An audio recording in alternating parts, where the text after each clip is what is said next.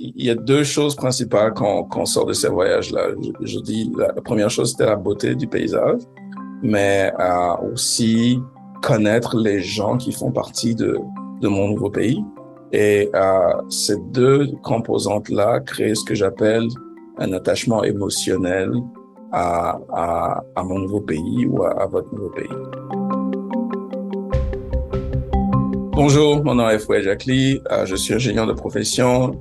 Je suis devenu citoyen canadien en 2016 et une des choses que Cano offrait, c'était le pass pour le musée. Puis je suis allé au musée McCall pour la première fois cette année-là et j'ai été vraiment très ébahi, étonné et agréablement surpris de voir et de connaître toute l'étendue de la culture des populations autochtones.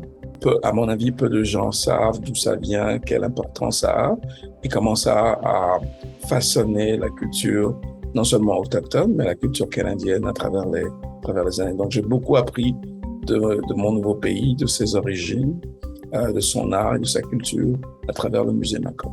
J'avais toujours été curieux d'aller visiter des villes en dehors de Montréal et de Québec et de Toronto. Donc, cette année-là, j'ai utilisé le Pass Viara pour deux choses. J'ai fait toute la côte est du Canada. Et le fait de voyager tout seul, en fait, te donne le temps de prendre le temps de réfléchir, faire une introspection, puis vraiment observer les paysages, observer les gens. Et la dynamique avec les voyageurs, les gens qu'on rencontre est complètement différente aussi.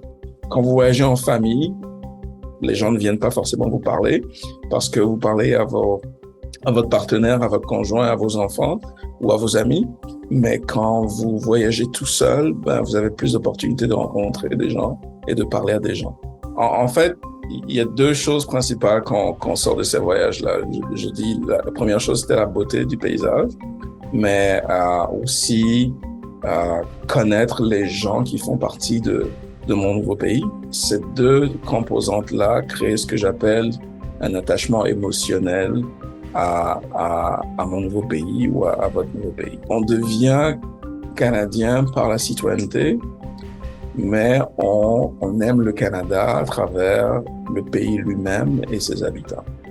On est plus en contact avec, je dirais, l'essence même du pays canadien, des gens qui sont dans des endroits plus ruraux, mais qui ont aussi un niveau de vie très différent du reste des gens qu'on rencontre dans les grandes cités canadiennes.